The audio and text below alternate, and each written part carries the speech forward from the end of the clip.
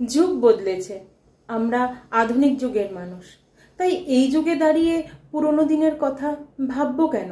পুরনো দিনের নিয়ম নীতি নির্দেশ মানবই বা কেন? তবে জানেন কি, আমাদের যারা অ্যানসেস্টার্স মানে আমাদের পূর্বপুরুষ, তারা যেভাবে ভাবতেন, আমরা যদি সেভাবে ভাবতে পারি, সেই উপদেশ সেই পথ মেনে চলতে পারি, আমাদের আজকের দিনের চলার পথটা কিন্তু অনেক বেশি সহজ হয়ে যাবে। তাই তো আমাদের মহাকাব্যগুলি, রামায়ণ মহাভারত, কোনো কিছুই কিন্তু ফেলে দেওয়ার মতো নয়।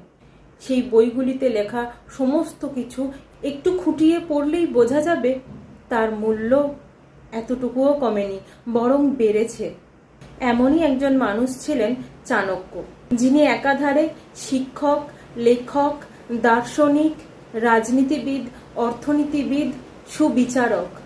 তাই তো মৌর্য সম্রাট তাকে নিজের প্রধানমন্ত্রী বানিয়েছিলেন।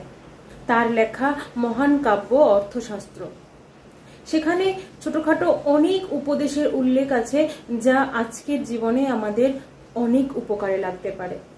যার মধ্যে থেকে তোমাদের সাথে শেয়ার করে নেব আজ কিছু উপদেশ।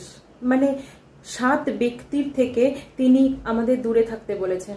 এই 7 ব্যক্তি কারা?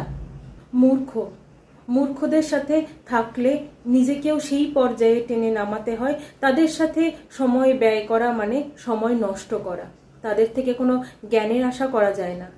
প্রতারক, যারা কথায় কথায় প্রতারণা করে, এদের কাছে থাকাও আপনার জন্য বিপজ্জনক। আপনার সফলতার পথে এরা সবচেয়ে বড় কাঁটা বিঁধে দিয়ে যেতে পারে। সমালোচক, মানে যারা কথায় কথায় মানুষের দোষ ত্রুটি খুঁজে বেড়ায়। ভালো সমালোচক ভালো, কিন্তু এই ধরনের খারাপ সমালোচক আপনার আত্মবিশ্বাসকে নড়িয়ে দিয়ে যাবে।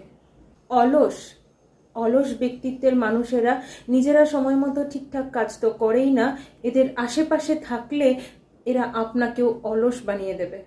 মিথ্যেবাদী, এই ধরনের মানুষ আপনার কষ্ট করে অর্জিত খ্যাতিকেও মাটিতে মিশিয়ে ফেলতে পারে। রাগী, প্রচণ্ড রাগী যে মানুষেরা, যাদের রেগে গেলে নিজের উপর কোনো কন্ট্রোল থাকে না, এই ধরনের মানুষের সঙ্গে থাকাও বিপজ্জনক।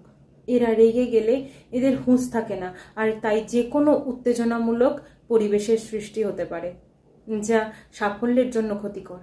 লোভী এবং পরশ্রীকাতর, এই মানুষদের থেকে নিজেদের দূরে রাখতে হয়, কারণ এই ধরনের মানুষেরা কাজ কম করে কিন্তু অন্যের করা কাজের শ্রেয় নিতে বেশি অভ্যস্ত।